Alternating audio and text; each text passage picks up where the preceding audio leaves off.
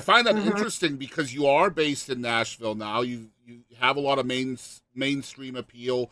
You've been on the shows like The Voice and Nashville Star and things like that, where everything is a little bit more streamlined. They try to put you in a box a little bit more.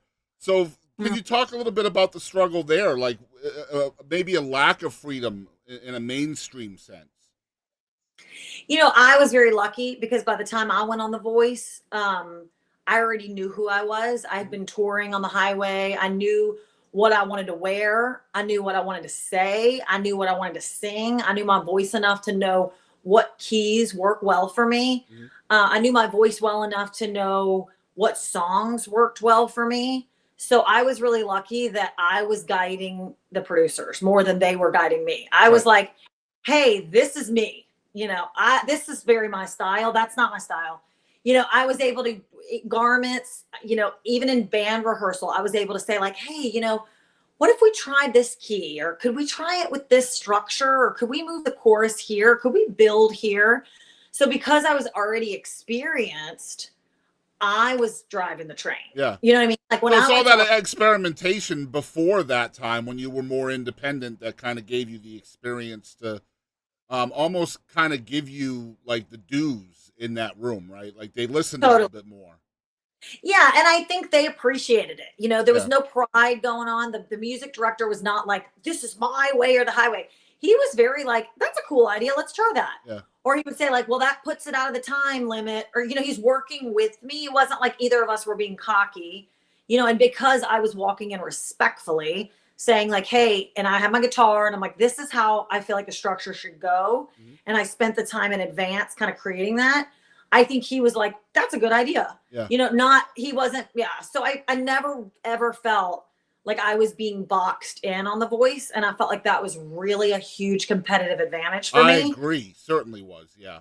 because there were other girls that were at the hotel crying because their wardrobe wasn't right and the, Mhm. the lady misunderstood. And I don't feel like that outfit is me. And I didn't have that problem. Yeah, and I was you like, I mean you're a veteran at the time too, right? Like you've got like 12 years in the business. You've been up and down the roads, you've written all the songs, you've done all of that stuff. You know what works, you know what doesn't work. I'm just that curious. was a huge benefit. Yeah, I imagine so. I think I don't know for sure, but I'm going to put this out there because I'm almost positive that you are the only artist in the history of music to be a finalist on both The Voice and Nashville Star. Okay, so actually that might be a misprint. I was not on Nashville Star. Were you not on Nashville Star? No, but you Hmm. can you can think that maybe you had a dream. I don't know where I got that from. I thought I read that about you. Hmm. That actually sometimes people will write things online that maybe they were Yeah, misinformed. that's well. So That's why we do these interviews, right? To yeah, clear that just kind of yeah, stuff up. just set that straight. No, I was not on Nashville Star. That would have been a fabulous opportunity, I'm sure. But no, I was on Platinum Hit, which Okay. was in LA, and that was a songwriting show years and years ago. But no, I was not on Hmm. any Nashville I'm gonna Star. try to find that again, and I'll make sure that you get a copy of wherever I That would be found great. that. My Yeah, publisher could that reach way out they and can try to fix get that. that. Yeah, because That'd be great. that's no cool. Yeah. But I did have a question here. I was leading into The Voice. Like I said, you had 12 plus years on the road, very well established. You had loads of viral videos at that point in time.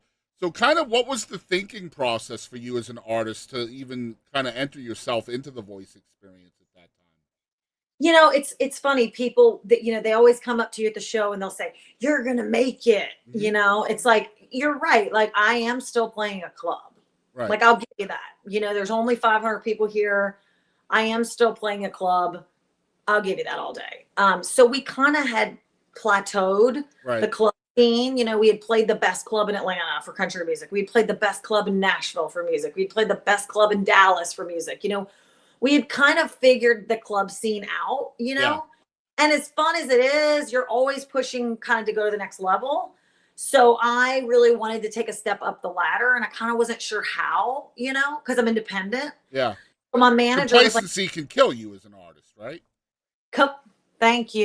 you. Yeah. Thank you." Big difference between contentment and complacement, right? Yeah. Yeah. Yeah. Big difference. Of course. So I'm all about contentment, but no, I don't do complacement. I believe that, yeah, you want to wake up every day and go out and be thankful for what you have, but shooting for the stars.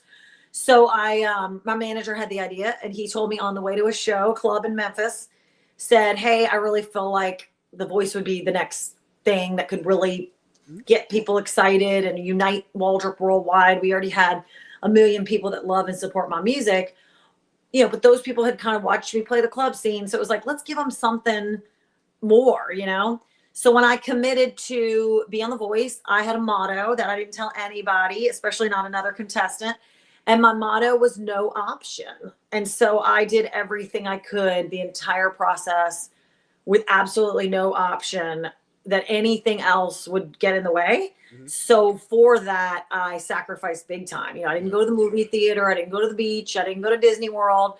I didn't do any of that. I just focused like obsessive on being the best I could be, even if it was just a little extra skincare or Yeah. doing my makeup before rehearsal or just Focusing on the right now all the time, right? anything and everything I could do. And I think that just kind of gave me the little bit extra each time to be more prepared than the other person, more rehearsed than the other person, more I'm in my right mind frame because I'm not sitting on my Instagram all day worried about what comments are Yeah. happening. Yep. So I was watching other contestants do stupid things and fall off the bus because they're too busy on what people are thinking of them on Instagram. I wasn't even looking at my Instagram. Yeah. I was like, I don't care about Instagram. I am worried about this right now. So because I am a Virgo, I think that really helped as well. I was able to just really focus on what mattered. Yeah. And if it didn't have to do with the show, I wasn't doing it.